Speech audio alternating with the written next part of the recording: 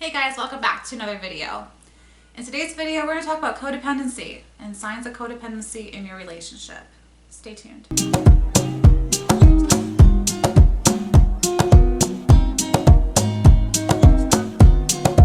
So I want to make this video for a while because this is actually one of the areas of therapy that I specialize in is codependency. I also consider myself a codependent in recovery. So this is actually quite a personal video for me as well to make, because really what codependency is it's a personality trait, and it can be a very, very harmful personality trait to have.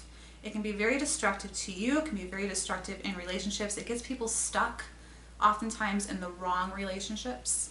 A little history on the term codependent, just to kind of give you an idea of what that word means, because a lot of people sometimes use this word incorrectly, or they think it means something like dependent or dependent personality disorder or even borderline personality disorder, and those are actually all completely different things. Codependency is actually a term that was coined in the 1950s, and it was used to describe people that were in relationships with people that had chemical dependency issues. These were people that were in relationships with people with addictions, and they tried to help them through their addictions. And a lot of the times when they would try to help their person or their partner that had an addiction, they would end up enabling them instead. So they would stay in these relationships with these people that had these problems, and ultimately it ended up being very harmful. This term has now expanded to really mean anyone that chooses to remain in unhealthy relationships in order to help or save their partner. So one person is kind of the giver and the rescuer in the relationship, and the other person is kind of the victim or the taker. A lot of the times, people that end up in abusive relationships can be considered codependent. So people that end up with narcissists or people that are physically abusive to them. And people that are codependent, they drastically, it comes in different levels and extremes, but they can drastically modify their life basically around their person. And this person becomes basically their project. I'm going to be this person's savior. I'm going to save them. And in the mind of a codependent, that means that they're never going to leave or abandon me. Because really the fear, or the core fear of codependent, is abandonment. It also serves as a distraction to the codependent to work on the issues of other people so they don't have to work on their own issues. So it really becomes a cycle of pathological avoidance of one's own issues and emotions. That's kind of the overall idea. There's a lot more to codependency than that, and I do plan on making future videos, quite a few future videos on this topic, so make sure you're subscribed so you don't miss those. So what are some signs that you might be a codependent in a relationship? Well, the first sign is that you always have this ongoing fear that your partner is going to leave or abandon you. You don't believe that their love is unconditional. Even if they say that their love is unconditional, you still have this intense anxiety and worry in the back of your head that they're going to leave you, that they're going to abandon you. In extreme cases of codependency, and there's varying levels, again, this is a personality trait, and like all personality traits, it exists on a continuum. At the more extreme end of the continuum, it can look like you always need to be in touch with your partner, or you're always seeking reassurance that they still love, want you, and need you. And this can cause a lot of conflict in relationships. One, because people tend to usually not like to feel smothered, right?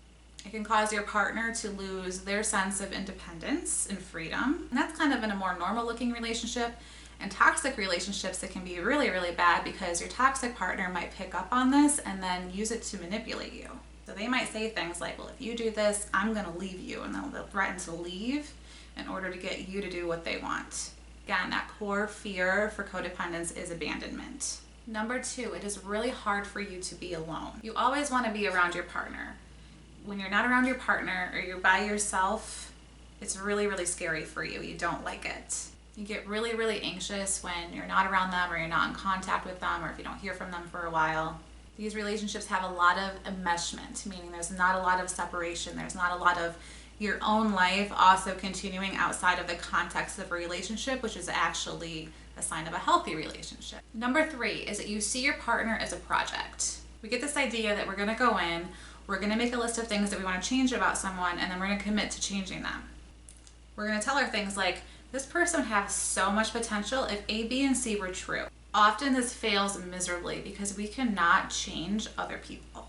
Other people have to make the decision to want to change themselves. They have to see the benefit in choosing to change themselves. We're not going to be able to make that decision for them. But a codependent will commit to this process of changing things about their partner that they don't like, or trying to fix things that are wrong. Number 4, they try to meet all of the needs of their partner with getting very little in return. Codependent relationships are very one-sided, which means that there's one person doing all of the work and the other person isn't really doing very much, if anything. You're very attentive to the needs of your partner, but you tend to minimize your own needs. Number 5, you feel the need to rescue your partner if they need rescuing or every time they need to be rescued. This can look like bailing them out of jail if they get into trouble, cleaning up their messes, or apologizing for them to other people. You're always stepping in to rescue them. This is a big enabling behavior. In healthy relationships, people know that it is not their job to clean up the messes of somebody else. You know that it's not your responsibility and it's not in your control to do. Codependent relationships aren't like this. The codependent takes all the responsibility of their partner. Number 6, you really struggle with boundaries in the relationship. Often in codependent relationships, because the enmeshment is so strong, there aren't any boundaries. You have a hard time saying no to your partner. You do a lot of what we call people pleasing. That means always putting their needs in front of your own. You have a history of intense and volatile relationships. Those are all signs that the boundaries in your relationship are bad. Number 7, you're really out of touch with your own needs, wants, and feelings.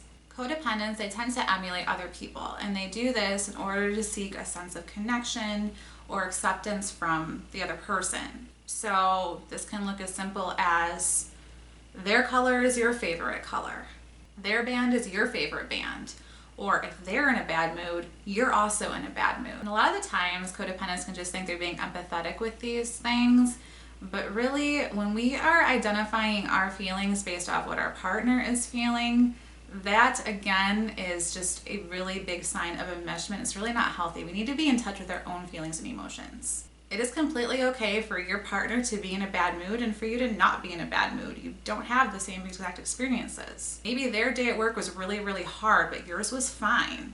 That's okay. And number 8, and my last sign that I'm going to talk about in this video, is that it is an abusive relationship. There's either physical abuse going on, emotional abuse, financial abuse. There is a striking differentiation of power. This can look like one person making all of the decisions and the codependent usually just goes along with it. And the codependent can be very unhappy in this dynamic. However, that fear of abandonment is so strong that they choose to stay in the relationship anyway. Or again, they'll see their partner as a project that just needs to be fixed. You just need some tuning up and then it'll be happy and he won't mistreat me anymore.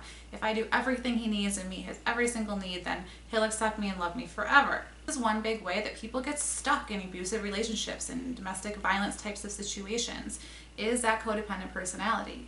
If you watch this video and you see a lot of traits that you're like, yeah, that's definitely me, the good thing is that even though this is a personality trait, it can be managed. Meaning that if you go to therapy and get some new tools and kind of change some things around a little bit, you don't need to continue to live like this. Life can look a lot different. Your relationships with other people can look a lot different.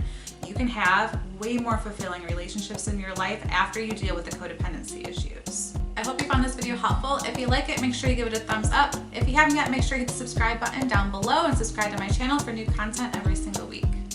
My name is Jenna. I'm a psychotherapist. Thank you for checking out this video, and I'll see you in the next one.